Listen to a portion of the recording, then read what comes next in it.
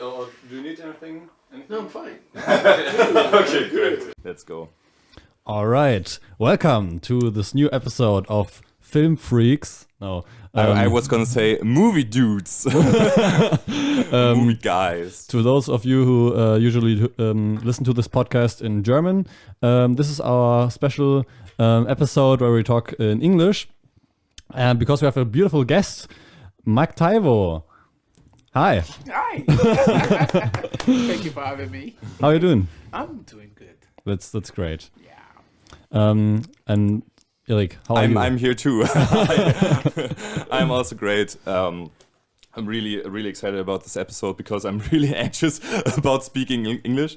I usually think I'm good at English, but when you do things you usually do in another language, then you do it in English. We're gonna see it at the audio clips later. It's really embarrassing at parts. But now we're first gonna listen of who is our special guest. Mactaiwo Oluyomi is a filmmaker from Nigeria and has worked as a director, writer, producer and art director.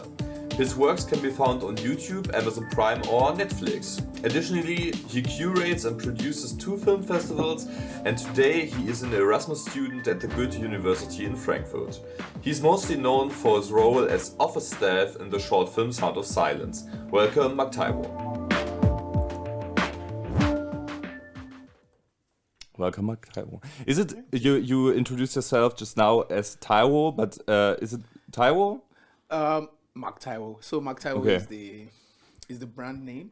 Okay. While Taiwo is the official name. Okay. So Nice. Mactaiwo. Yeah. Okay. Because it's, in one short film, I think in Sound of Silence, it's in the credits Yeah. listed as Taiwo, and then in brackets Macti. Yeah. So some people just want to. If I was at the editing table, maybe I would have asked them to use Mactaiwo. I think a lot of people know me more as Mactaiwo. Even my mother calls me Mactaiwo. Oh, okay. Nice. I think we can push the his microphone a little bit louder. Yeah. Because I think there's one movie there I didn't find your name, or is it also under a different name? Yeah, so I've been working around the film industry since 2008. Mm-hmm. So there are some works that you find yourself working on, but you don't get credit for it because sometimes the contract will say the producers reserve the right to give you credit or not. Mm-hmm. So sometimes maybe, for example, maybe I'm on this project, but I can't finish the project. I have to go do something else, or we get an argument, we fight, but I mean you've been part of the project somehow. Mm-hmm. So sometimes you may not get credit for it. That's the way they do in Nigeria sometimes, and then sometimes also. There are some that I may not have worked as the director. Maybe I worked as the art director. Mm-hmm. Some because I also do some other administrative things. I do scheduling. So there are some projects that I just schedule and arrange and plan, like some sort of, maybe I should say, production management. Okay. And there are some projects that I may not be available to be with them on set, but I give support. Okay. So for example, as I'm here in Germany, I give support to a particular project that is going on, and the project is going to end in April. But from Germany here, I send mails, plan the schedule, tell them this is what you should shoot, this is what you should not shoot, and then if they don't, because it's a long format series. Yeah. They are shooting 250 episodes. What? 260 episodes. So it's the show is going to run for a whole year. So while the show is running, every day they get back to me, please, okay, what do we do now? So I just read the scripts, break the scripts down, tell them these are the props, these are the blah, blah, blah. Just do a breakdown, then also schedule how they will shoot it. I wish my laptop was here, I would have shown you. I use this scheduling software called Movie Magic. Movie Magic 6. So I plan the shoot and, send it to them. So those kind of projects, I think my project is dear to me, but I may not get those kind of credits. Okay, So okay. yeah, But you're fine with this, or yeah. Okay, okay. Sometimes I really don't care. I just enjoy doing it, and then sometimes I get paid. Yeah.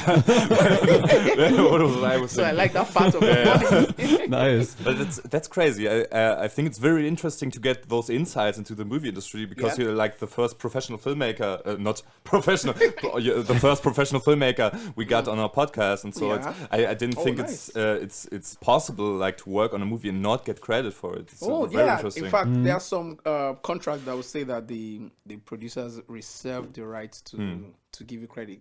Okay. You know, there are sometimes like in writing, you must have heard of ghostwriters. Yeah, okay. Oh, okay. So okay. the ghostwriter don't get credit. No. Yeah, obviously. Would be ghostwriter. The writer is Eric. Or the So because maybe it's your original idea, and then you've given maybe the person, back in the days, there are some people that are called stenographers. And what they're doing? So stenographers back in the days, many years ago, maybe like 100 years ago, and I think those were the kind of things that Shakespeare and the likes of them did. So Shakespeare has the ideas, and there's a lady, And they there's a write it. young girl that can type fast, and Shakespeare will just come and say, so today, tomorrow. So everybody will say, hey, Shakespeare wrote this. But there was a little girl doing all of the work, and sometimes they make the corrections, they do the editing. So when Shakespeare is making grammatical errors, it is this young girl that will make the corrections. And do you get what I mean? Yeah. So they do a lot of that. And then also in the days where we had the silent films, there were a lot of ladies that worked on movies that didn't get credit. Sometimes the editors, sometimes some people just doing some paperwork because they were ladies, because they were women. Women were not so much given that much of respect. So you just see the director, the cameraman, and maybe editor sometimes. And most of the editors then were women. Yeah. So they hardly gave credit to them. So there are a lot of things that in the film industry that people do, but they may never get credit for. But recently, you will see that people have started getting credit as much as the person that is just serving the tea gets credit. So it's a teamwork. A lot of people are working, but they may not be. Maybe the last major set I worked as the props manager. It was a very large set, and then we had, as the props manager, I had my own van. And my van had a driver, and the driver had a driving assistant. For example, if we had to travel far and this guy is tired, so those guys, I'm very sure their name will not come up on the credits. But they did the work. Without my driver, without his assistant, I couldn't get so many things done.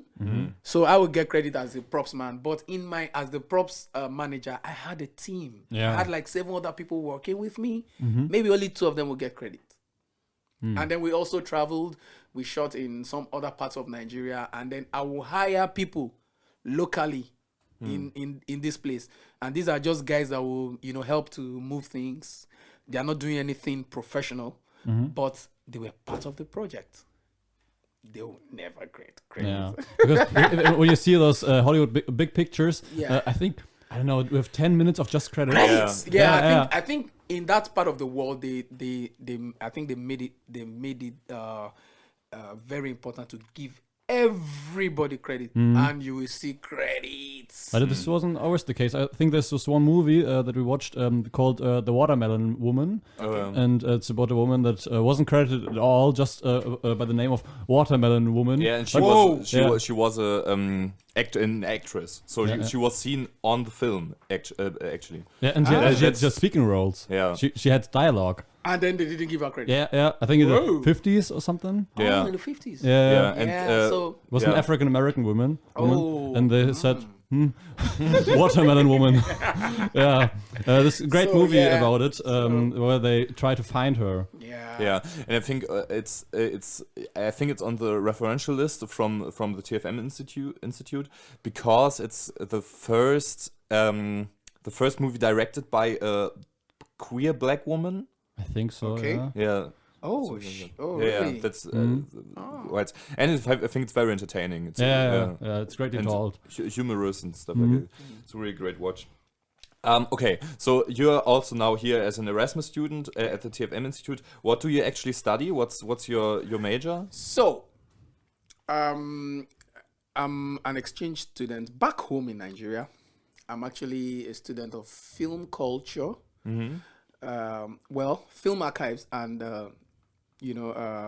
film studies. I mean, what's the title of our course again? I've forgotten. But it's film culture and archival studies actually. But when we crossed over here, the film culture and archival studies department or unit was only in German. Oh, okay. Yeah. However, TFM, Theater, Film and Media, has English. IMAX has English. So I just started, taking my courses, or I'm now identified as a TFM and IMAX student.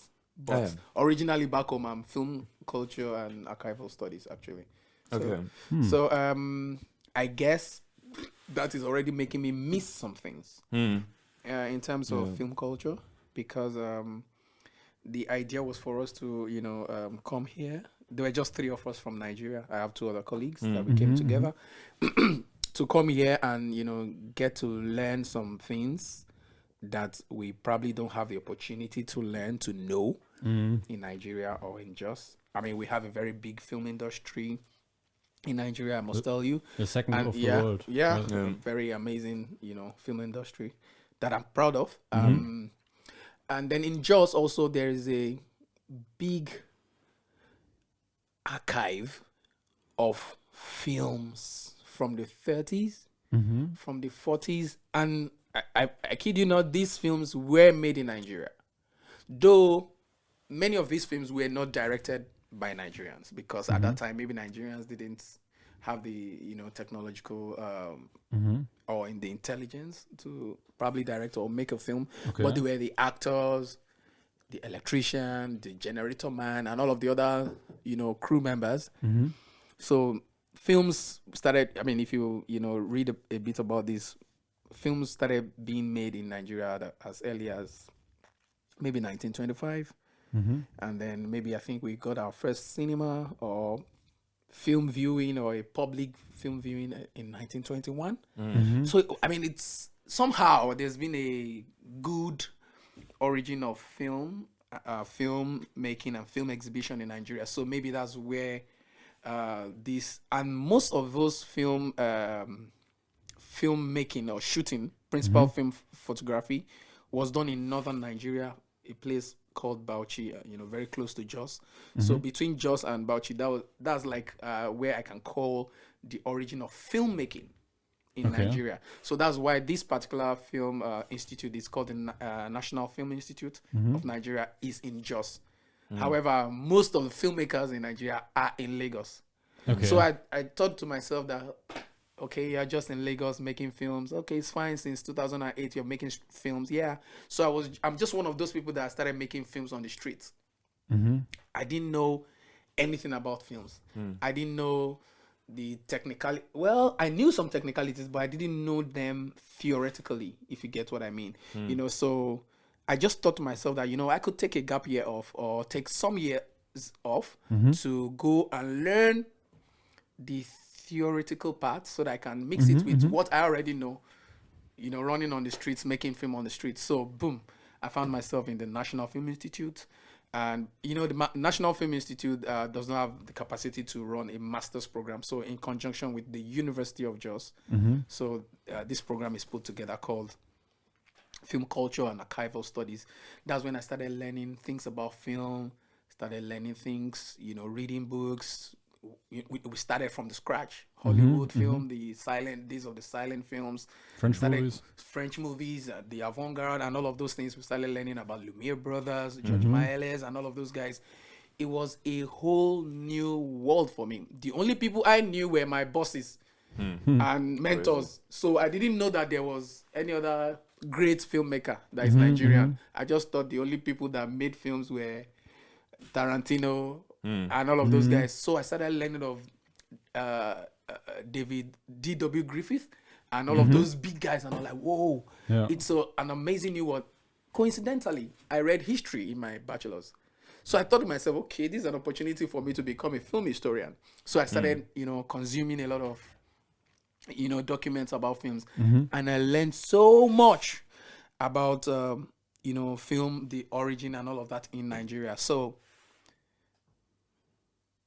coming here, learning so much more about, Soviet films, German films, French films, and it's been very, very amazing, I must say.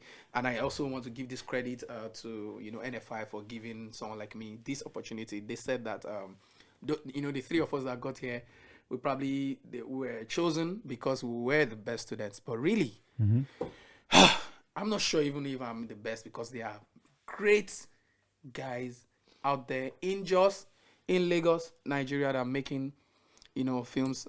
So I found myself, I count myself lucky to be here because, truly I've put in the work. And I'm sure maybe some of the things that must have worked for me is the experience that I've had so far making films since 2008. Maybe when they saw my CV, they thought, oh, this guy should be one of those guys that would. And so far, getting here, we've been learning a lot of things on the theory side about films, and it's been interesting. Though the unit of film culture here is in German, but sometimes we still join their classes. We'll go to some of the archives, see the film, get exposed to some film materials that we don't even have anymore in Nigeria. For example, it was here in Germany that I saw the 70mm for the first time. What I'm used to, or what I've seen several times in Jos, in our museums, in our film archive in Jos, is the 16mm and the 35mm. Okay. I didn't get experience. I didn't, witness or experience the 8mm, 70mm, the Super 8, and all of those ones. And I'm grateful, that I've been able to experience all of that now here. So I think now I have both sides. So I just don't have one arm of just being a filmmaker.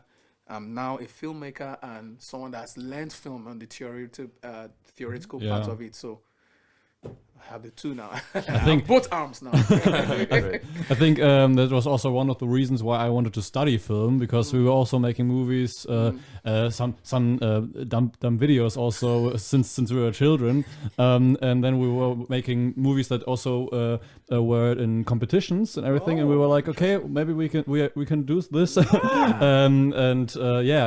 I think it's just so great. Once you study it theoretically, you learn everything makes sense. I love it. And I think that's when you can, because that's one thing I wanted to ask, if it's not like too theoretical here when you are actually like a practical filmmaker, because I think you can get a lot of things from the theory to the practice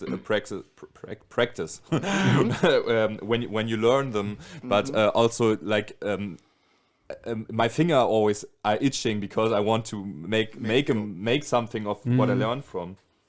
Yeah, me too. I think that the theoretical aspect will help a lot in terms of maybe if you've made a film and then you've seen other people's films and you want to do maybe a review or a critique. The theoretical aspect can be a good grounds, can help make that. And then you talked earlier about, dumb films, or that amateur films are good films. Why? Because amateur films are the films that will give us an exposure into real life.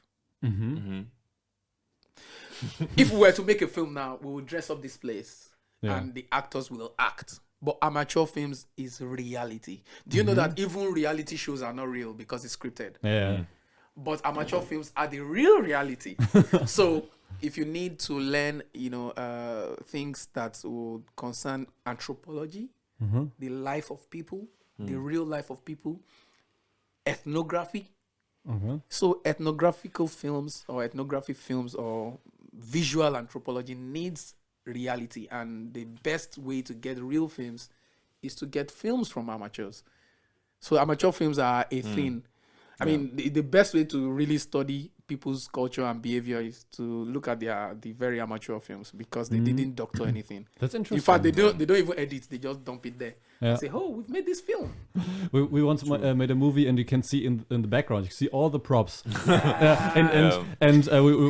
gave Not it just the props, also the soft boxes and the everything, lighting. everything. And when we gave it into the competition, the jury said was like, "Oh, that's so meta," and everything. They thought that was all thought out. No, We just forgot that we put it there. Yeah. Oh, they thought it was deliberate. yeah. That was. So that I was look phenomenal. forward. I look forward to, because I like to curate festivals. I look forward. I don't know. Maybe later on, I want to curate an amateur film festival That's interesting. Yeah. so that people that don't know anything about film can just shoot any nonsense and bring it, and then we can make sense out of nonsense.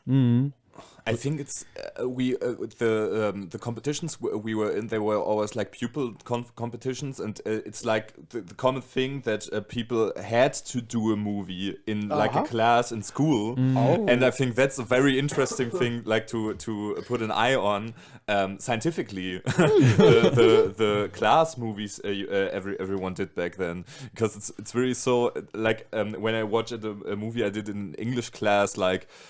Oh my God! 8th grade. 8th grade, yeah. What? How old am I? Like 6 years ago or something like that. It's so embarrassing, but also I think quite interesting. Yeah, you're right. I also wanted to ask about your festivals, because I was very interested in that. It says 2 festivals you're curating. What are they about? Are there special topics? And is it hard curating a film festival? It's not so hard. One of the festivals I worked on, was the main idea is by a friend of mine. Blackie is his name, Usman. He's one of those guys too he's an amazing director, and he started from the scratch. These are one of the people that probably have done so many things before becoming a director. Maybe he's been a production manager, he's been an AD and all of that. So it stays in a very historical city called Ibadan. So we talked about it, himself and some of his other friends and colleagues, and then we're able to just bring ideas together. And then the first edition was just last year. It is called Ibadan International Film Festival.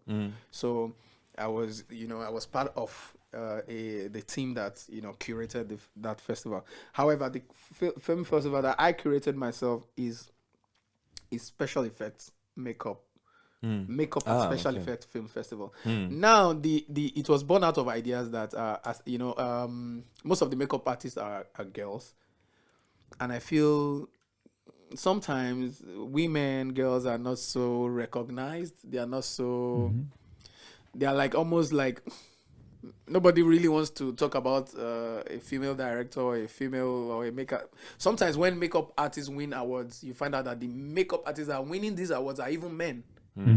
So something should be happening. Then I now realize that in my circle, so to speak, most of the people that I see doing very good work with special effect makeup were ladies. So I said, okay, this is an opportunity.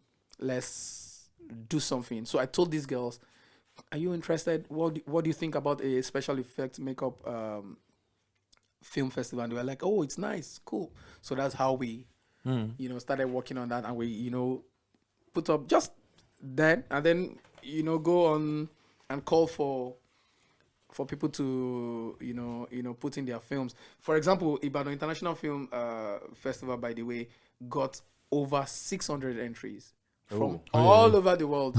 Crazy. Yes, it was so beautiful. It was, nobody expected it. People started, that means a lot of people had films to show. I mean, that they wanted to showcase. And then, so that's how we started that particular festival. And then the third one is just, I don't know whether to call it a film festival. It's, I have a friend who is the son of one of the great filmmakers in Nigeria.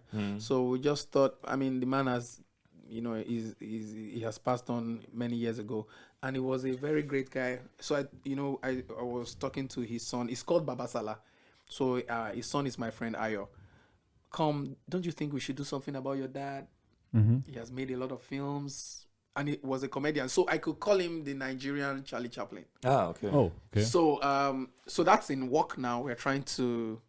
Already they've started doing Babasala Festival, but this is more like a drama festival, theater festival, not a film festival. Ah, okay. Oh, okay, So okay. I'm thinking of a case whereby we can start doing a film festival using his name. That's Babasala, and then maybe set up some sort of archive Okay. where we can put his scripts, his costumes. He had elaborate costumes, scripts, costumes, photographs, film posters, and then also maybe while we're doing these events, I don't know whether to call it a film festival now, or I don't know. We don't know. I don't know yet. Then maybe we can also show some of his films, tell people about him and how he, contributed to the Nigerian film industry. So those are the three projects that I'm a part of, working on, and maybe that I started the idea. So would you say that you have enough time to, you have enough time? Yes, there's still enough time. Yeah. Okay. This There's still time sounds to too stressful, studying and organizing everything. work. When you say you always curate and read scripts and everything. Yeah, maybe not stressful. You know that they say, and I believe it, that when you're doing something that is very interesting that you love doing, you'll probably not be stressful anymore. It will just become your lifestyle. Okay. So you would say you have reached that point in your life where you can live on doing the stuff that you really love. Yes. Oh, that's Yes. great. I mean, I Beautiful. just want to That's keep love it. doing this. Yeah, Really, yeah. if you ask me, I'm satisfied doing all of these things that concerns film, and there are still vistas have not even opened yet. There are things there are new ideas that will come. I'll be like, yes, this should be done. For example, I want to do things about film history, something like that, and then, or just want to look for a data set and look for the list of Nigerian directors from the beginning, Nigeria, or films made in a particular city in Nigeria, begin to do, and that's going to be a bit scientific, like you said. I'm still interested in doing things like that, so I'll find myself doing different things, and they'll be around film. What would you say? Because where we come from, there are many conservative people who say you have to get a real job, you have to be there from 9 to 5 and everything, and doing stuff with films. That's people laugh at that. So you can't live on that. It's not financially stable and everything. But in Nigeria, what would you say? Whoa! It is very, very financially stable to be a filmmaker in Nigeria. I must tell you. We have not even gotten it yet.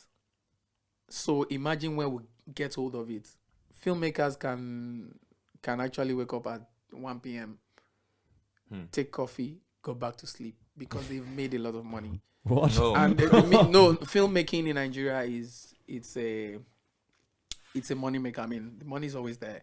Okay. People consume, and then we still don't have enough people consuming. If you talk to distributors, they'll tell you that if number one, we have the population. Lagos alone. Lagos is the smallest state in Nigeria. Lagos alone has, I'm not sure. If you Google it now, maybe we'll see. Maybe I don't have internet here, unfortunately. maybe I don't know. I may be wrong, but Lagos has millions of people. Maybe I don't know. I don't want to exaggerate here. Millions. I want to. Like they have millions. Look up. The residents of Lagos, and Lagos is the smallest. So imagine the rest of Nigeria. Okay. I must say, I'm not that great. Nigeria has about maybe 200 million or 100 It's million 21,320,000 people. in Lagos alone, and that's the Yeah. smallest city. Yeah, That's the smallest that's city. crazy. Yeah. Crazy, yeah. So we have the people that can consume your material if you shoot. Whatever story it is. A lot of people like comedy and they like action, gangster films. Those are those genre can do very well. Do something, shoot something. Well, where the problem will be is the money to shoot something. Once you start with one, Yeah. then the limit is actually endless. So you say we need more people in Germany. More people that are ready to consume. Yeah. Because I feel people consume television content, film content here. Because, I mean, as small as a university has a cinema, in Nigeria, there's no university that has a cinema. Oh, okay. You have communities. I stay in Frankfurt, Hoxt, and there's a cinema in Hoxt. In Lagos, you have to travel to get to a cinema. Okay. Oh, okay. We don't have communities. So, and then if I have to travel like 30, 40 minutes to go to a cinema, and when I get there, I may not even get a chance to enter because there are loads of people that want to Oh, crazy. come and watch a film. If a blockbuster film breaks out in Nigeria, it makes about 500 million naira. That's small money compared to euros, pounds, dollars, really.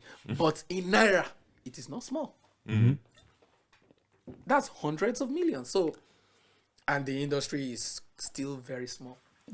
Yeah, but I think people always say what is the second biggest film industry in the world, right? Nollywood, yeah. Yeah, and but I think I have to confess I haven't watched one Nigerian film before because I think it's just not. I'm also to blame, obviously, but I think it hasn't arrived in Western culture, Well, even in though Germany. in Germany at least, example, yeah. So I'm interested. Do you have a recommendation for us? A I director? have loads of films that you can watch. For example, Nigerian Netflix now is very big, very big. If you just go on Netflix and you look for Nigerian content, there are loads of them. Which is the best? Okay. Loads of them, and this is like maybe the top notch or the elite class. But we have, for example, in Nigeria there are like 500 languages. Okay. 250 something tribes. So imagine everybody shooting a film in their language. So that means daily there can be a limit. Maybe the films made in Nigeria daily can be like 500 every day. Yeah. So that means a lot of people are shooting. So and it will not get to West here because they are already consuming it. Nigerians are already consuming it. So we consume it enough for it not to even go out. Then the rest of Africa is also there. Africa, there are 53 countries in Africa, or 54 countries in Africa, and they are always looking out for Nigerian films because Nigerian films are that big. Just the same way Nigerian music is also big. They are looking out for Nigerian movies to watch. Then Nigerians in diaspora, Nigerians in America and other parts of the world, they consume, Nigerian content a lot. So there'll be Nigerian films in Germany, for example, but only Nigerians or other West Africans or other Africans that have heard of the Nigerian film and how much they can make some good films, story-wise, or quality films, technically, technically speaking. And then sometimes it's neither good technically or good, in terms of story and content, but people still consume it. People still want to see it. Sometimes people like stupid things. Now, for those that are just looking for money, they'll just go for that. So far, it's funny. And then there are a lot of actors that put in a lot of work into these films. Some people just want to see a movie because of the actor. So we have Nigerian actors that have maybe 10 million or thereabout people on their Instagram as fans. Yeah. So when they make a film, boom, the cinemas are full. It's blockbuster.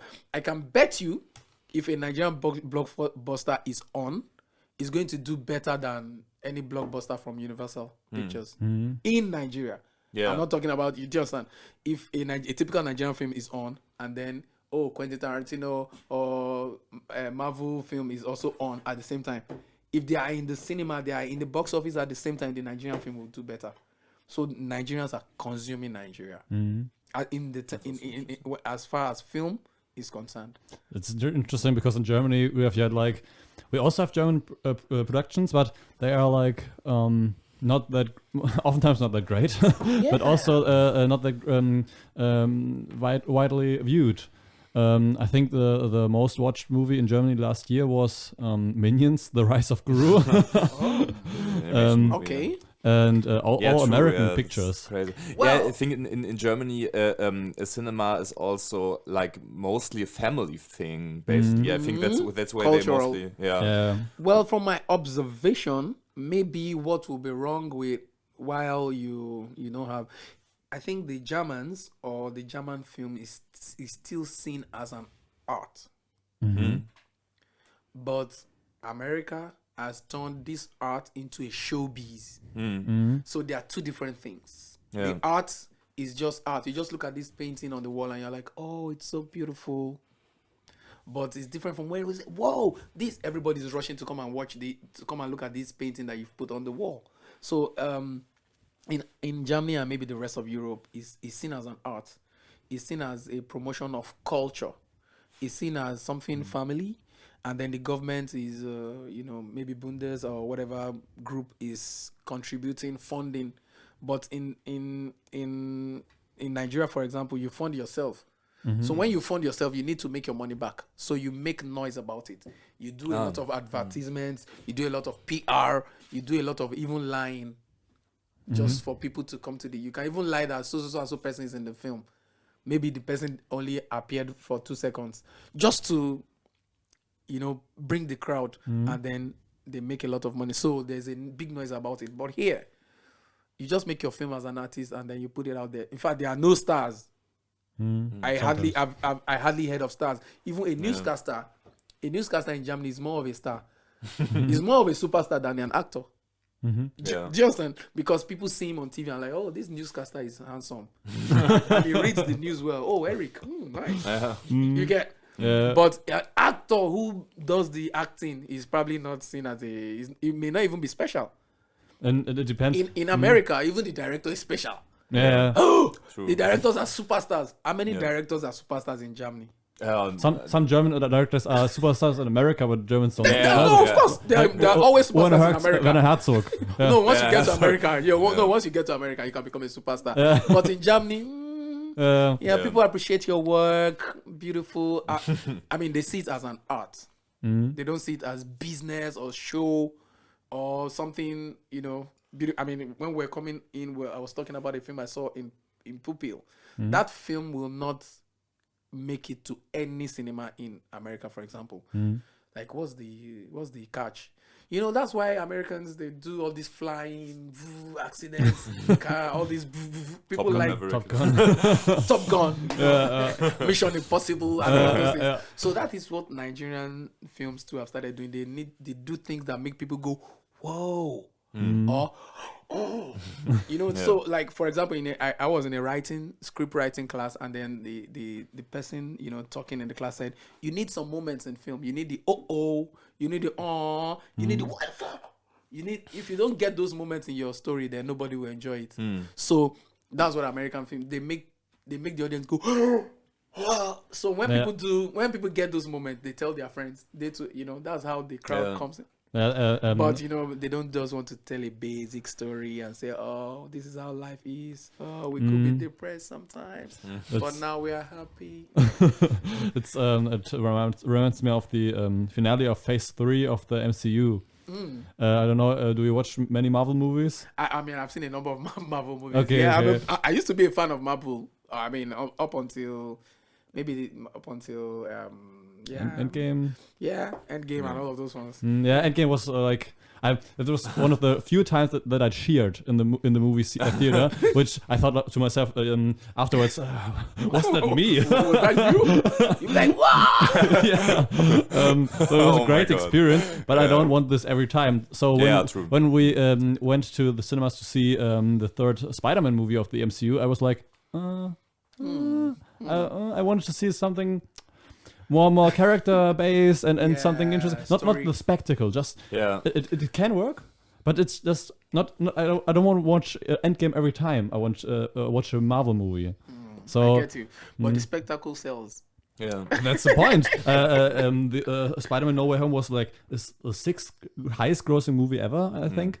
So it makes money. Yeah, true. Yeah. I mean, it's fan service, and fan service is so industrial. Like you know what's a crowd pleaser, and so the people will go in there. Yeah. Speaking of which, we have a question we asked like every person who's here. All right. And I think it's very interesting asking that to you. It's a question I translated, and I hope it's right. If you had any means, money, actor, whatever imaginable, what movie would you create? Is there any single idea where you'd be thinking like, oh my god, if I had like this amount of money, if I could get this actor into that, living or dead? What is there any idea in your head? On my laptop, I think I have, if I'm not exaggerating, I have about 54 story ideas. Okay. Now, depending on the money, time, or my mood, I'll decide which one to shoot per time. And then, even at that, more story ideas are coming. However, there's one that is, that's been top of my mind. I really feel like shooting it. It is going to be, it's a bit of action, a lot of fighting and stuff like that. But it has also a lot of magic. Oh, okay. So it's going to be close to those your fantasy Indian movies.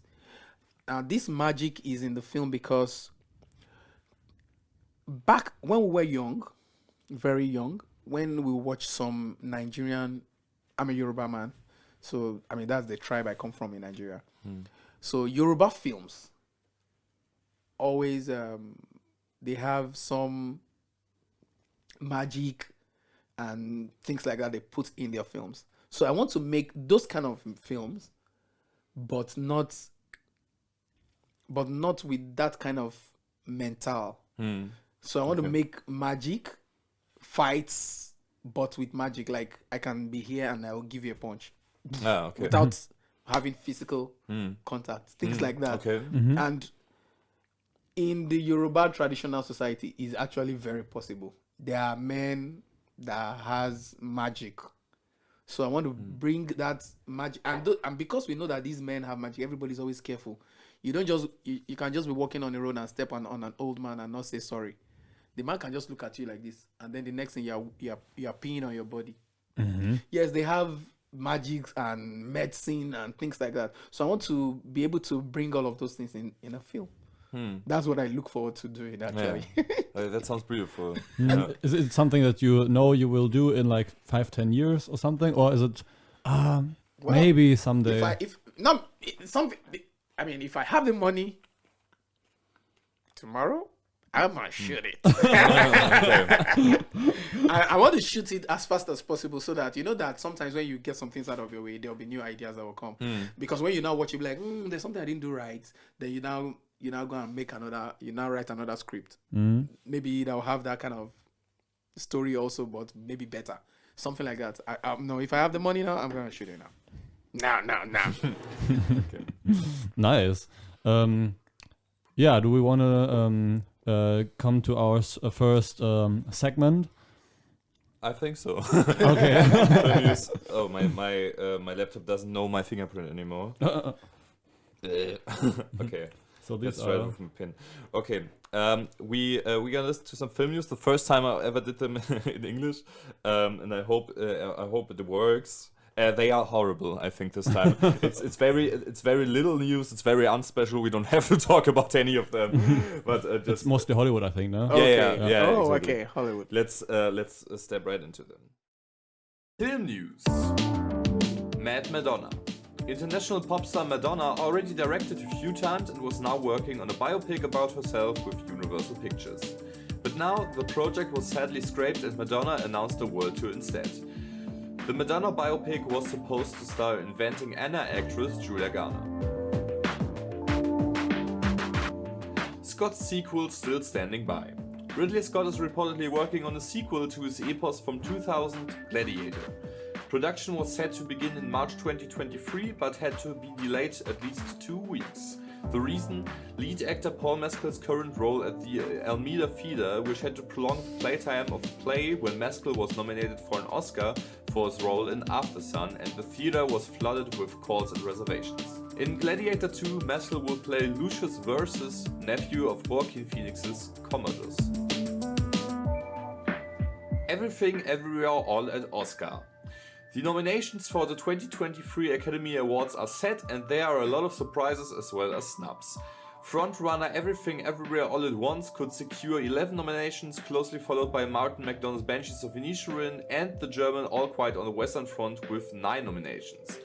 All Quiet on the Western Front is the first German movie to be nominated for Best Picture ever. Surprisingly, the category International Feature Film only has European nominees besides Argentina, whereas Decision to Leave from South Korea and RRR from India were previously considered favorites in this category.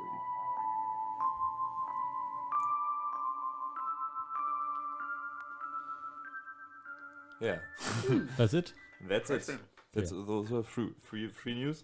Yeah, I think we should have to talk about Madonna. I just wanted to put it in there. I think it's interesting that she wanted to direct a biopic about herself. I think that's a very girl bossy move. But I think there were other projects from Universal Pictures that got in line and something like that. And she said in an interview that people already wanted to do a biopic about her, but the screenplays were all written by men, and she was bothered by that.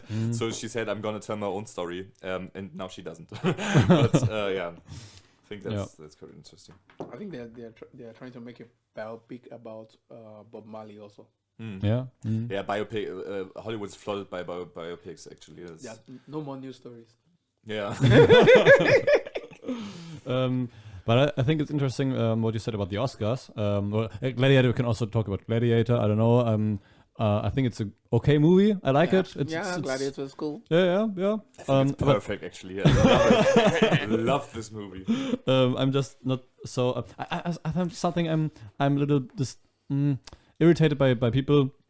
By American movies that take place in Europe or something where they don't speak English, and it's all in English, and you're like Commodus and so.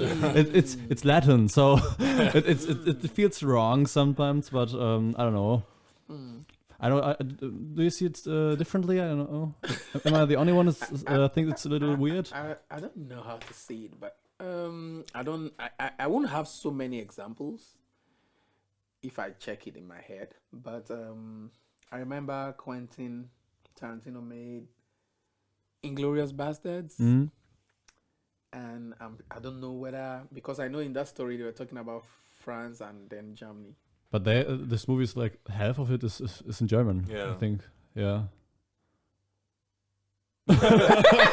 Maybe the one you watched. Yeah, there's a lot of German and French in it too. When Mélanie Laurent plays it, she always speaks French. They maybe the one you watched, or maybe they voice dubbed it. Okay. Maybe, because I heard it also that most of the films that come to German cinemas are always voice dubbed into German before it's released in German. So when I watched Inglourious Bastards, I learned a lot of things from it, actually, about the wars and then the involvement of both.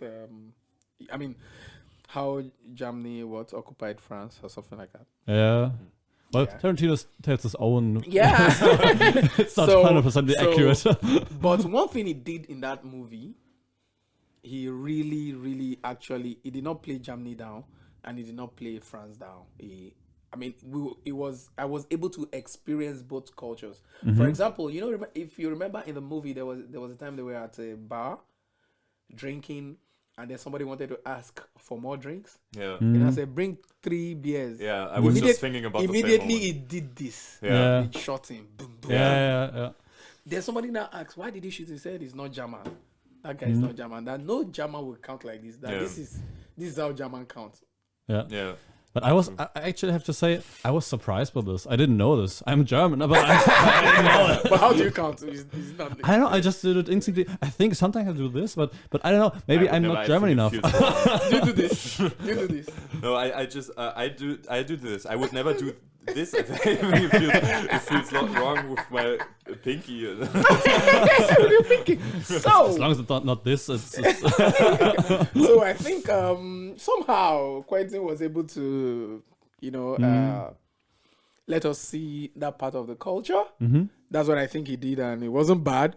Now and then, when in terms of language, for me, I think the version I watched, it was a lot of English. However, they were speaking English with German accent, and those of them that were French were speaking they were speaking English with French accent, and there were also times that they would just speak the French itself, and then of course there's a translation underneath. So it was a mixture of both German, French, and English somehow. But I think there was up to maybe 60-70% English.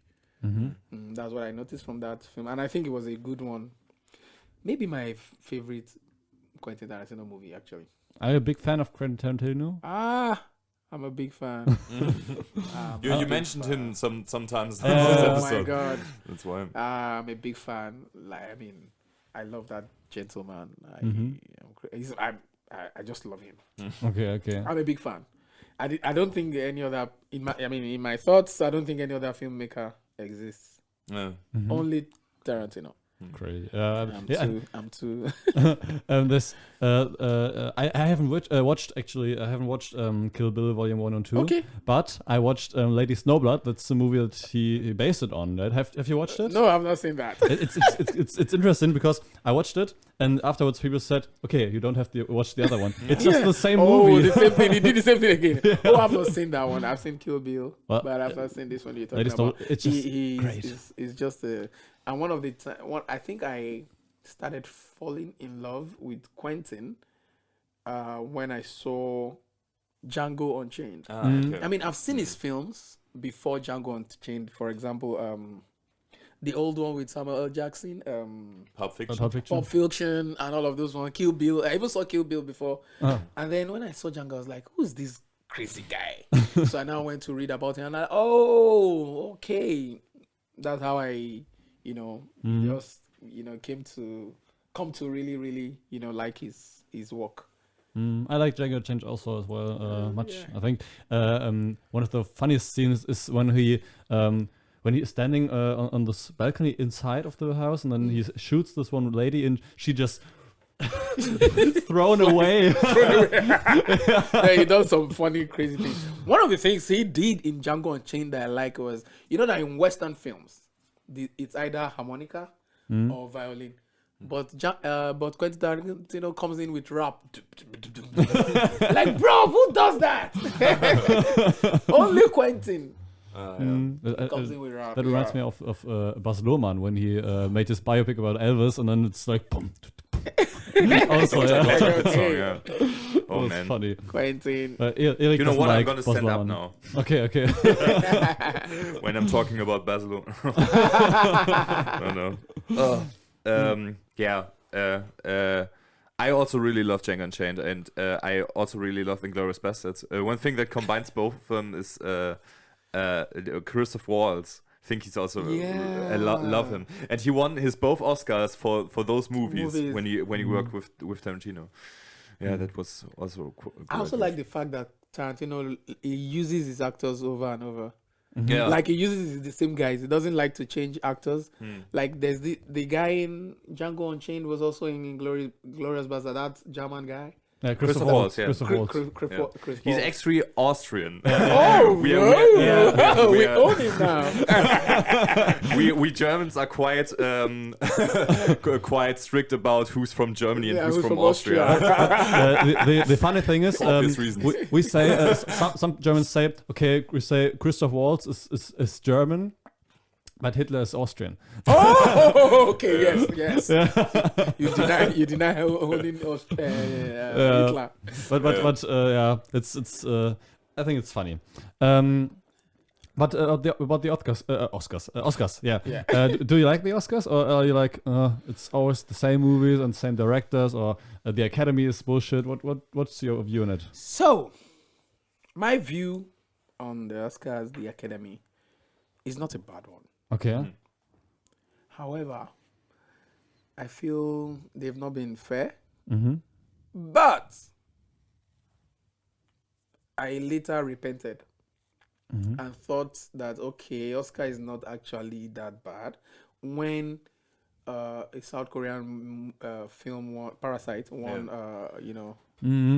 Best Picture. Best Picture, and when Jordan Peele's Get Out won Best Script. Oh, that's great. Original great movie, screenplay. Original script. So it gave me a sense that, okay, it's not before then I thought Oscars was only for the 5 major film studios in America, because if you were not any of the 5, who cares? I mean, the big 5. So I thought Oscars is just about the big 5, but when they gave Jordan Peele this chance and then the other Parasite, I started thinking differently. And then not long after, some Nigerian films got into Oscar, but just the very nomination stage, they didn't get to the final stage. But I mean, it's a step in. I mean, sometimes when you want to go into a deep water, you put one leg to test how deep it is first. So I think now it's an opportunity. Somebody has 2-3 movies have been able to go in there. African movies, Nigerian movies. So maybe it's an opportunity for more Nigerian, African, filmmakers, directors to do something more that will go to the Oscars. So far, I don't have any problem yet with Oscars so far, until maybe they are going to do something silly next time, and I feel like no. But for now, the Academy. And then my boss is also on the jury of the Academy. Oh. Yeah. However, the documentary. Huh? The documentary part. Yeah. Oh, okay. Yeah, not the film. But Wow. Oscars is Academy. That's great. You could say you were part of the Academy. Yes, it's part of the Academy. Yeah, Femi yeah. Odugbemi. Yes, boss. Yeah, that's.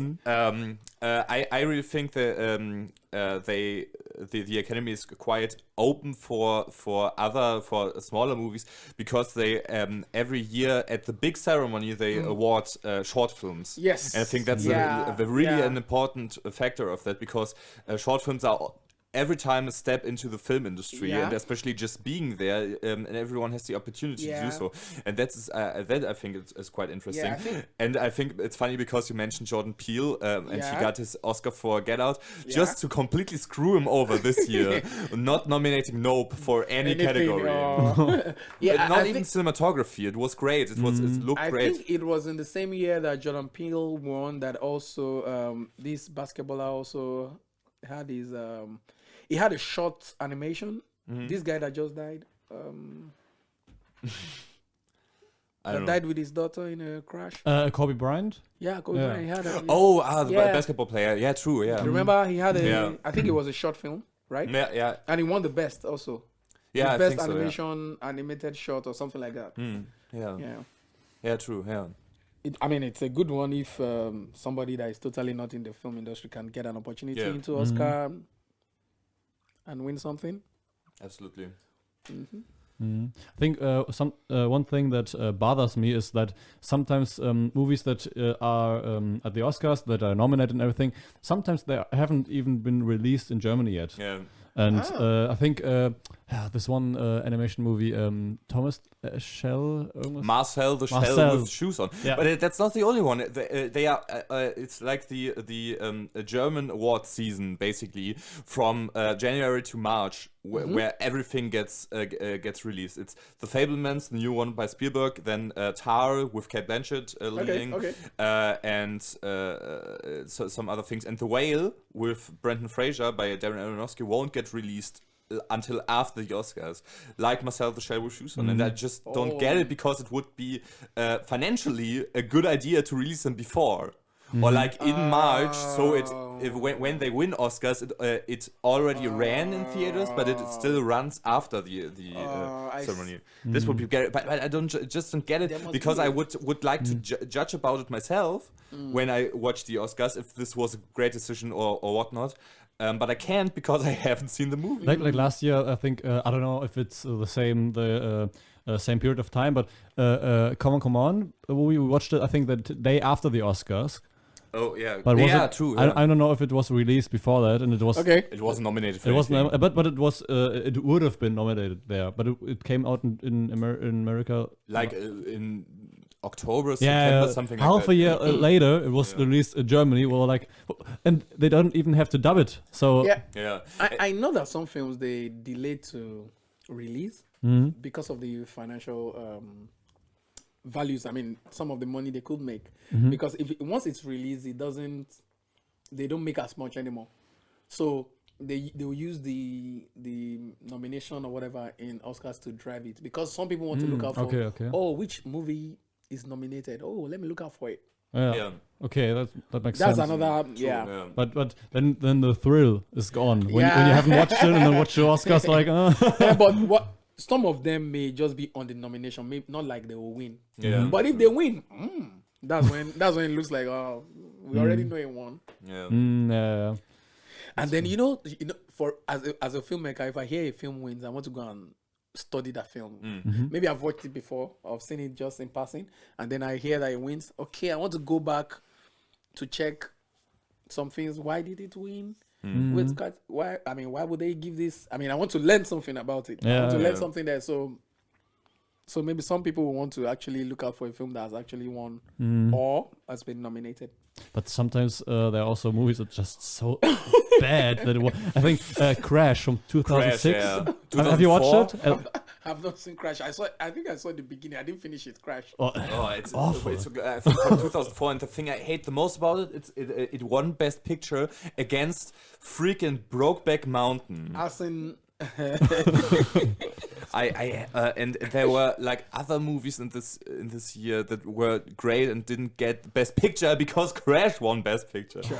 I hate this movie. We had to watch it in English class, and I think it's just horrible. It's so on the nose, and it's such a badly written. Badly written. I hated so many characters of this movie. Yeah. Oh. Sorry. Have you seen Everything Everywhere All at Once yet? No. Because I think this is the front runner for Best Picture this year. I would like when I had to. I've not seen that. I've not seen some number of films since I left Nigeria. Yeah, I think it started like a while ago. When was it? Like May or something? April. June. So it's like almost a year ago. Yeah. It's almost a year now. Yeah, Great but experience. I can really recommend it. It's really crazy. It's like a multiversal multiverse movie basically. The good Doctor Strange movie. And it's very humorous, but also very kind in its message. Very philosophical. Has anyone seen Avatar? Yeah, the second or the first? Yeah, the second. Yeah. You have? Yeah. Same. We were in the midnight preview. Yeah. The day it started. 001. Oh, nice! So 001. you're one of the first to see it. Yeah. So also the great thing in Germany, that's a great thing that we get to see the Hollywood pictures one day before everyone else. That's cool. Yeah. So we can't be spoiled. Yeah.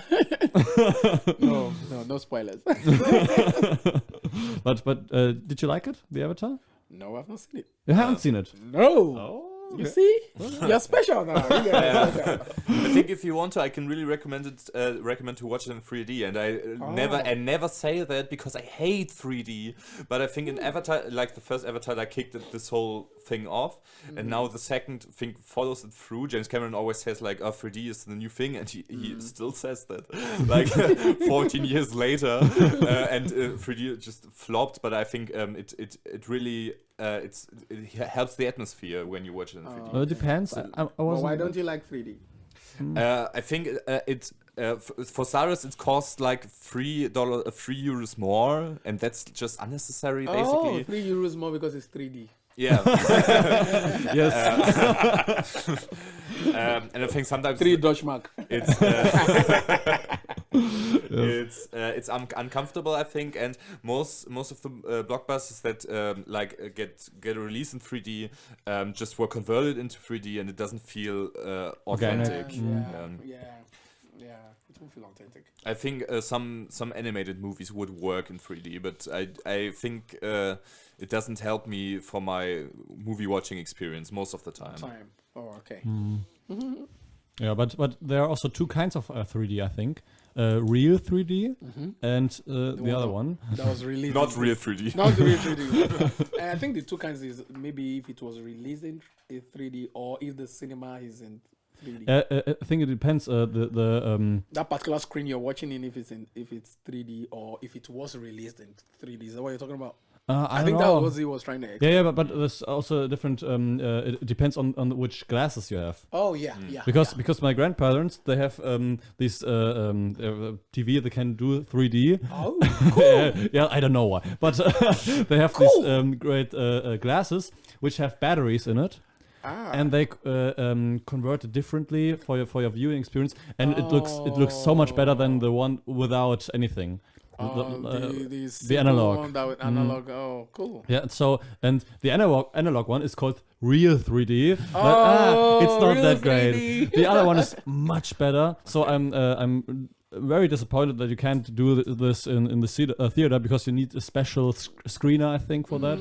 And but that 3D, that's great. I don't like the analog one, but the other one, I can recommend it. I've not even experienced that before. I've not even seen it. I think a few weeks ago, someone told me. So I was like, wow, nice. That's why I like the other experience better, 3D. Okay. Did you know that the TV in my childhood room is Yeah, 3D I know. Oh, really? Cool. But I just used it like once or twice for Finding Dory, and that's it. Because you also Do you play games on it? No. Basically not. I think that's the most. I mean, the experience of 3D for me is with games. Yeah. They have 3D games? Yeah, like or virtual reality. Yeah, like the virtual reality games kind of. yeah. Okay. Yeah. Which game? I don't know. I'm not really a gamer, but I feel people that really enjoy 3D with not just for movies, but for games. I think I think I've seen it once and I thought it was cool. Yeah. I think there are also like movie theaters that have movable seats, and it's called like 4D 4D or 5D or something like that, which were used to like only in those amusement parks, but now they are like really, you can like watch Avatar: The Way of Water, and it moves, and like there are some water splashes or something like that. Also smells. Some theater has that now. Yeah, but I just don't know The where. smells and the moist on the body and the experience. Yeah, I mean, I've heard of that. I've not experienced it yet. No, me neither. I think there are two sides of the medal, because I think I don't know if That's you German say it, saying. I don't think you can say it in English. you can watch. You can. Yeah. You can have both experience. Yeah, I think it's when I want to watch a movie, I just want to sit there like crossed arms, Yeah. like and not be like I want to be physically comfortable. challenged. Yeah, I want to be comfortable. Yeah, exactly. In Mainz, I think there are now movie theaters which are like beds, like you can with your I was significant in other. them. In Nuremberg, you have this one. You have to stretch out. Yeah. You could sleep. It was I once had an operation on my butt. Okay. So I just couldn't sit straight. So I had to on the side. I had to lay on the side. And I was in this one theater in Nuremberg.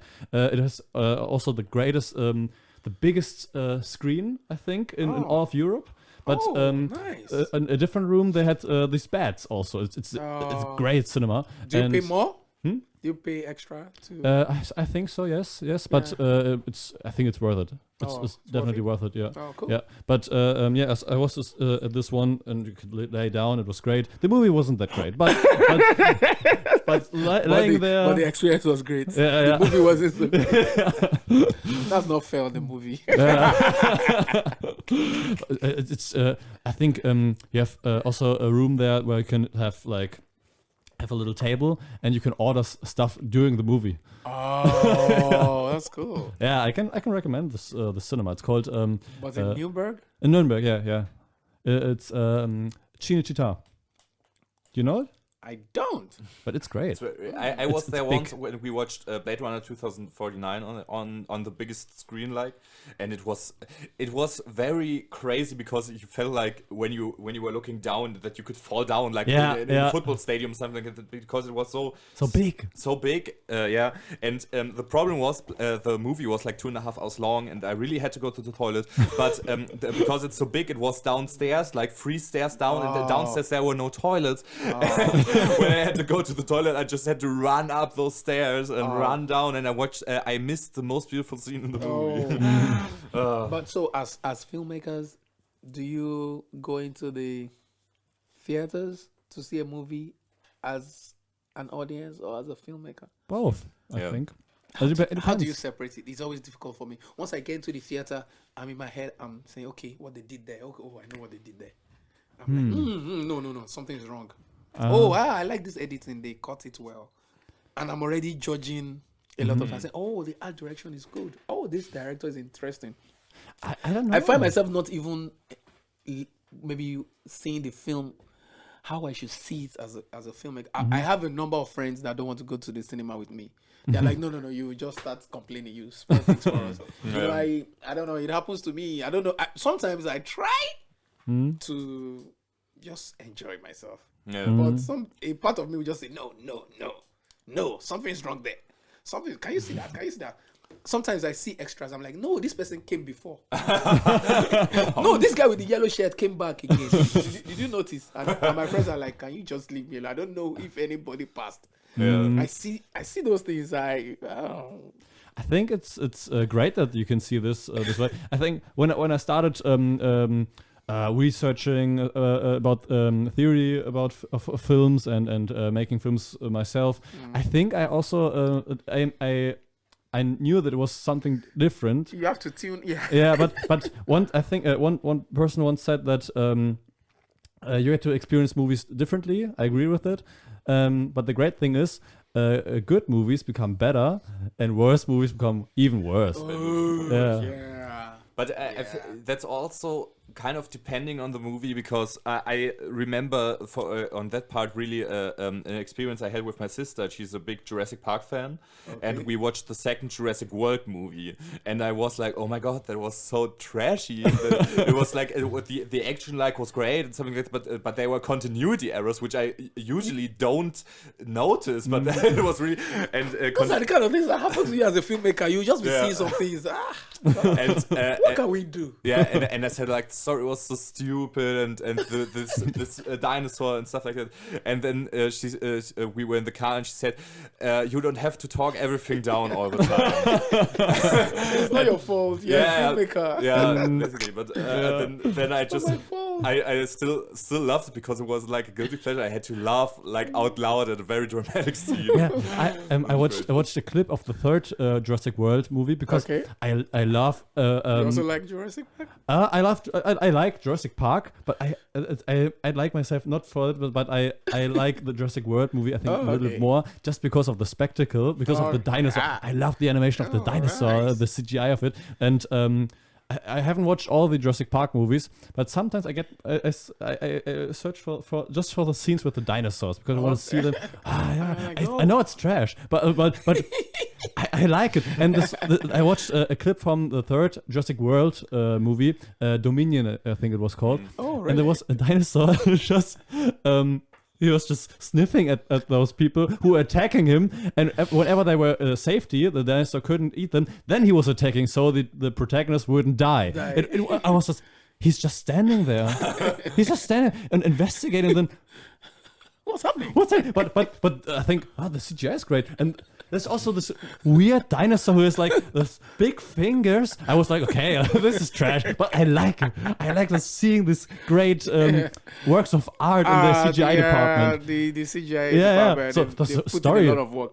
No story at all. They put in a lot of work to make that happen. It's like watching many. I don't know, work books, art books of movies. Like Star Wars, you have so many art books, and just this is the movie, the art book. Yeah.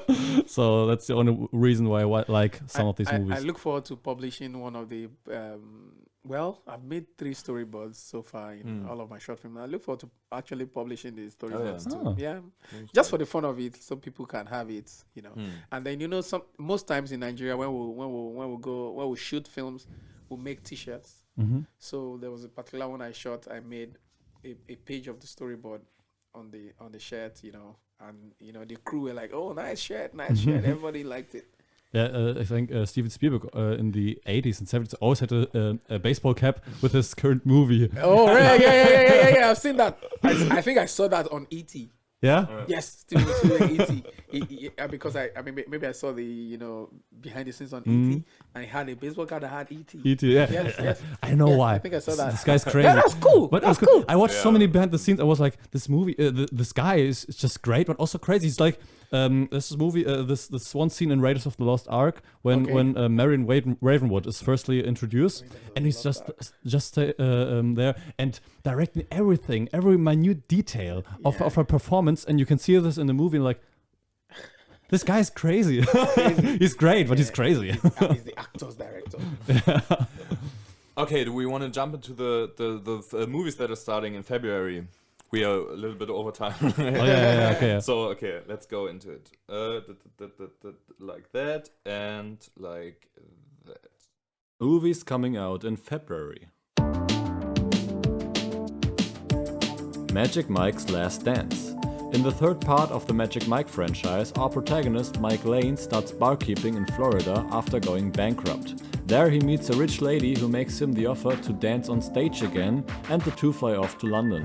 There, Mike learns that his new business partner has planned something extra for the show that she didn't tell him. Will he and his dancing companions be able to pull it off? Magic Mike's Last Dance by Steven Soderbergh with Channing Tatum and Salma Hayek will be released on February 9th in German cinemas. Ant-Man and the Wasp: Quantumania. After being reunited with his daughter Cassie and his colleagues Hope Van Dyne, Hank Pym and Janet Van Dyne in Avengers Endgame, Scott Lang puts on his Ant-Man suit once again. Unlike his previous encounters with the Quantum Realm, this time Scott and his friends are being sucked into it by accident. There they meet Kang the Conqueror, the new big baddie of the MCU. In this adventure, Scott is being confronted with an option that may demand sacrifice, but also grant him something he's yearning for. Ant-Man and the Wasp: Quantumania by Peyton Reed with Paul Rudd, Michelle Pfeiffer, Michael Douglas, Evangeline Lilly and Jonathan Majors comes to cinemas in Germany on the 15th of February. Knock at the Cabin. Seeking holidays and relaxation because of their stressful jobs, a young family decides to go to a little cabin in the woods. There, they are being visited by 4 frightful strangers who take them hostage and physically force them to make a strange decision. According to their visitors, they are the ones who could save the world by making that decision, which seems beyond compare. Knock at the Cabin by M. Night Shyamalan with Dave Bautista and Rupert Grint will be released on February 16th in German cinemas. It's a horror movie, by the way. Other movies that start in February are, for example, The Amazing Maurice, Plane, Wann wird es endlich wieder so, wie es nie war, and A Man Called Otto. The one movie is a German movie, Wann wird es endlich so, wie es nie war. I just want to have something not Hollywood. Yeah, but it's very Hollywood. I almost said that. Dude, Decision to Leave starts in February. Oh, I haven't. In like a week. It's a South Korean movie. Oh no. In German, it's Die Frau im Nebel. I don't know why. But that's one. I think Women Talking is also starting. I didn't see them on moviejones.com. No? Yeah. But Yeah, I just wanted to mention them once. I'm really excited to see Decision to Leave. And I think at the end of February, Tar will start with Cate Blanchett. Hey, why wasn't it mentioned on the website? But that's quite. So I think it's Moviejones quite Hollywood. Yeah, Hollywoody okay. At parts, but Decision to Leave I can really recommend, even though I haven't seen it. But I'm really looking forward to it by Park Chan-wook, who also did Old Boy. And Lady Vengeance and Sympathy for Mr. Vengeance. All those things. The Handmaiden. But I I like Park Chung-woo since Parasite. no, that's Bong Joon-ho. Oh. Okay, the names. Yeah, but yeah, Joon-ho. I think that's also a thing which is interesting because you mentioned Parasite earlier, and that Hollywood now has this awareness for Korean cinema, and Decision to Leave just doesn't get any attention at the Oscars, and I think that's quite sad. And I'm also excited to see Ant-Man and the Wasp: Quantumania. Yeah, me too. Basically, that's like guilty pleasure. The next Marvel movie. I think that the first trailer looked horrible. The second was fine. I'm excited to see this. What was the first? Magic Mike, The Last Dance. 3. Yeah. I haven't watched any Magic Mike seen movie. The first two ones, so not really that interested. I think both are quite well received. I think the first one is pretty well received. Pretty well. The second one is just dancing. I think just like the I don't know, the attention grabbing part of it explored more. And the third one is by Steven Soderbergh, and he also did the first one. And and he also did the Ocean's trilogy, right? Yeah, that was the guy. Yeah. But the new one. But the first one, some people say it's more of a drama. So I think the third one could also go into that direction. But I think the plot is not that thick. I don't know. Let's see. I think I'll look forward to the horror. Yeah. Knock at the Knock Cabin. at the Cabin. Yeah? Yeah. I love the premise. It sounds so interesting. Yes. What? Yeah. Yeah, interesting. What? I mean, they were Who? just going to the woods for. Yeah. Okay. Who was it from? Is it M. Night Shyamalan. Yeah. And he's like always hit or miss. He did Unbreakable and Glass. and Split and Glass, and I loved Split. And Unbreakable was nice also, and he always does those twist movies. The Sixth Sense is from him and stuff like that. And Knock at the Cabin sounds so like him somehow. But he also did Old, the one where people just get old on the beach. And I heard it's bad. I haven't seen it, but he sometimes does really bad movies and sometimes does really good movies. I'm very interested in Dave Bautista and especially Rupert Grint. I didn't know he was in there. Didn't know he existed anymore. Yeah. He was playing Ron Weasley in the Harry Potter movies. That's why it's quite interesting. But I love the premise. I haven't watched the trailer before, but I think it sounds great. So there's a lot to watch in February actually. Also, A Man Called Otto is a movie that is a remake of a Swedish film, I think, that I watched. Oh, it's a remake. It's a remake, but Tom Hanks. Genau, yeah, but American remake of a Swedish movie. I watched the original. And now my father liked it, but I didn't like it at all. What was the title of the original? I think I just know the German title of it, Ein Mann namens Ove, which translates to A Man Called Ove. Ove. But this time around is Otto. Yeah. It was Ovo. Ove. Over. Yeah. Okay. So, but I think it's just the same story. Old guy who gets to experience joy again. With his cat. Yeah, a cat and a young lady, but not in a sexual way, but like, how would you say it? Culturally, Companionship. Yeah, companionship. But I didn't really like the original, so I'm not looking forward to this one. And it just looks like the original, it's just with Tom Hanks and. I didn't remember the cat. So, that's also a movie that starts in... I don't know. Can you say it in English? A movie starts in February? Or would you say it comes out, it releases? Yeah, releases. Yeah? Yeah. Okay, it's released in February. Yeah. So, in Germany, I always say started. Yeah. Yeah. So, that's the movies. I'm not... I'm a Decision to Leave. I didn't see a Decision to Leave there on the website, so then I would have mentioned it. But yeah, I think it's Decision to Leave, Tar, and Women Talking. I think all three of them start in February, but I'm not sure about one of them. I know that Decision to Leave starts next week. Keep an eye out for your local cinema or something like that. There are always interesting movies to watch. Okay. I think, especially now because every Oscar nominee will be shown now in the coming weeks. In March, first March week, The Fabelmans by Steven Spielberg starts, which I'm very excited for. It's a movie about himself. Yeah, but I Yeah. think that's interesting. Yeah. He's an interesting guy. Someone told me that we have to explain more of the movies that we Yeah, talk yeah, about true, because yeah. not everybody is that invested in Yeah. movies than we, for example. So, Okay, a that's decision true. to leave is thing. I think a romance thriller. Basically, it's about a detective investigating a murder and falling in love with the widow of the murdered the murder victim. Basically, that sounds interesting. And I don't know what Women Talking is about. Actually, in Germany, it's called Die Aussprache, and I hate that. Why is German? It's like the I don't know what Aussprache can be translated to, but why is it not just women talking? People in German can speak as much English to understand those two words. Like 2 days ago, I watched a movie. It's called Safety Not Guaranteed, and in Germany, it's called Journey of Love. And it's not Reise der Liebe, it's called Journey of Love. It would translate from one English title to another English title, and that's Germany for you. Sometimes when they change the titles totally is because maybe in Germany there's already a title like that. Yeah. So they don't want to repeat that same title, so they change the title. For example, there's an American series that in Europe is called Fixer, but in America it's I don't know if you know this series. There's this series about this lady that was dating the president.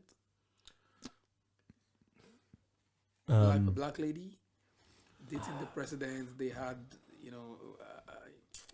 I don't know. But in the rest of the world, the title of that show was Fixer, but in America it was something else.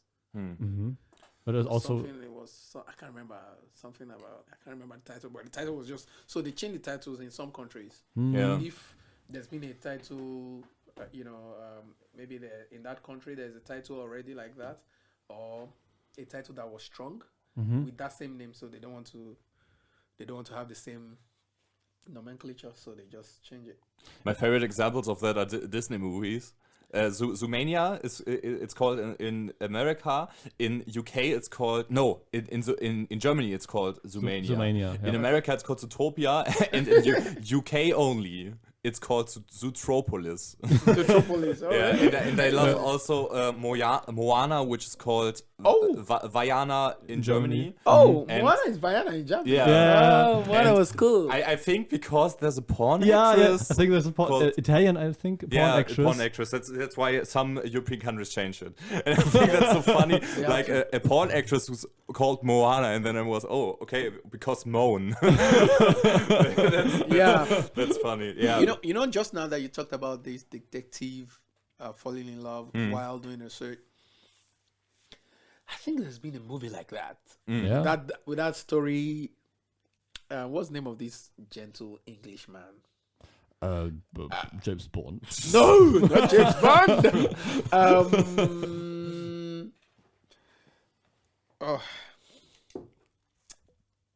Director, actor, writer. Alfred Hitchcock. Hitchcock made a film about this guy that had. Once he goes up the stairs and he looks down, he begins to feel dizzy. Is it? What's that thing called? Vertigo. Vertigo. Yeah. Vertigo has something close to that premise. Yeah, something close to Vertigo. Yeah. Lot of people say that Vertigo is the best movie of all time. Vertigo is a good film. I haven't watched it. Oh, I'm sorry, haven't? but And it's on YouTube. It's on YouTube. Yeah. Okay. Yes. I not so have to watch difficult. it. I'm really looking forward. I haven't also watched Psycho yet. Okay. Vertigo was good, and it had some twists, but I think they made some little mistakes that you will not notice. Okay. Yeah, because the story had some twists that didn't twist well. Okay. But if you follow the story, you understand it and you'll be fine with it. Yeah. Okay. Well, I'm looking forward to it. So, yeah. Okay. I think we'll have to come to close. Yeah. We're already talking like 90 minutes. I'm going to read the program for the pupil in February because I haven't done that since November. It's an original name. You can say Pupille. Pupille, for the Pupille. It's a university cinema, and there's it's a cinema of the students. I think. Yeah. Give it up for our university. It's just 3 movies because the semester's coming to an end. The first one is called Wir haben es doch erlebt. Like in English it would be we've experienced it. We've experienced it, or we've lived through it, or something like that. It's in cooperation with the Fritz Bauer Institute, and it's a documentary. It's on 1st of February at 8:15. Then on the 6th of February there's A Star is Born with Bradley Cooper and Lady Gaga. I think the third remake of the same movie. Yeah, I think I don't have to explain any of that.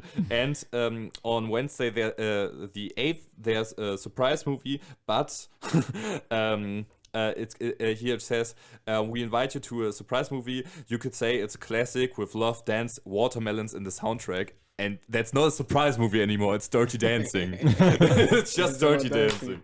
Yeah, that's interesting. There's those little magazines here in the Studierendenhaus, and I think spread in the university as well.